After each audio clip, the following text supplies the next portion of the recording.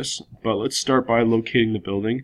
I'm going to use the circle tools under annotate.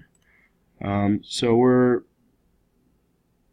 going to do an offset first. So we're doing 73.5 feet.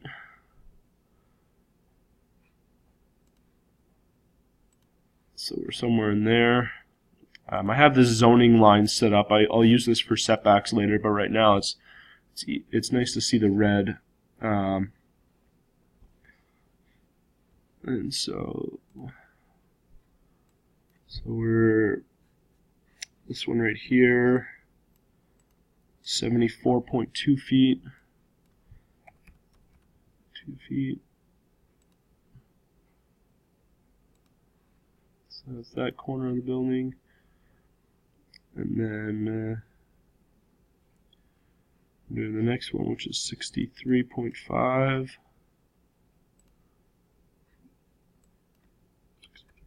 63.5.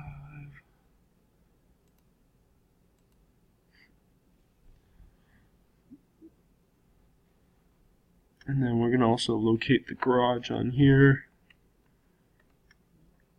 So the garage is 86.3.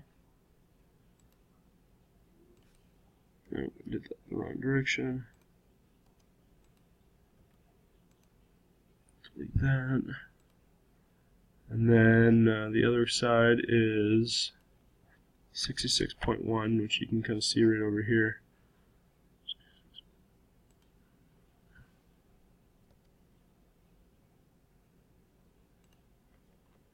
So that's our corner of our garage here. Start adding the garage just because it's the simplest structure over here. What I usually do is create a filled region, and we're going to draw it in a rectilinear manner first and then rotate it. So we have 12.3 wide, and then we have 20.4 long. What I'm going to do also is I'm going to do an offset of 3 feet, and these lines will become invisible lines.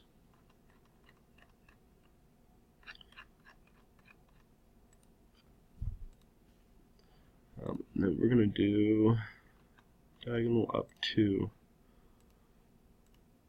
so like that. So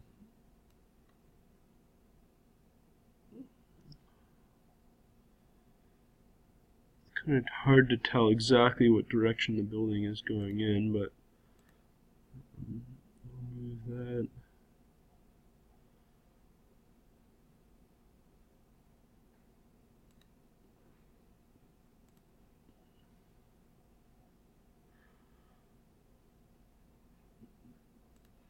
Just rotate this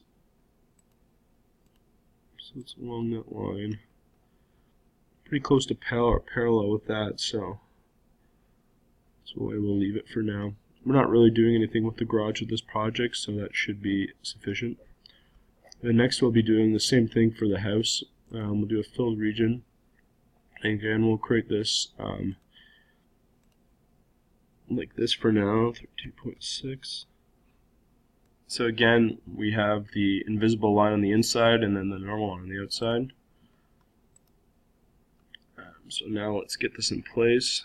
So we know that this corner is right there, and then we also know that this corner is on this part, so we're going to rotate that up using the place section of rotate, and there we go.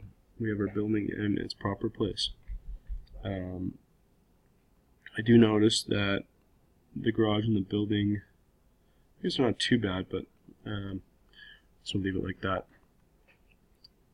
So for this project, this back part is going to be removed, but for right now I'm just going to leave this as that, and then once we figure out the design for the back part, I will create this existing part that's being removed as a dotted line, and then put the new addition on the back as kind of its own square.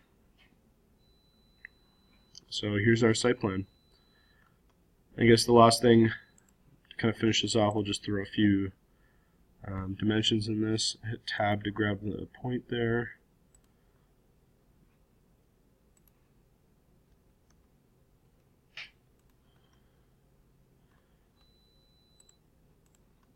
And then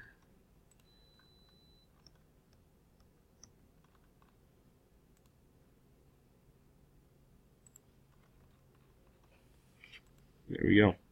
And that's it.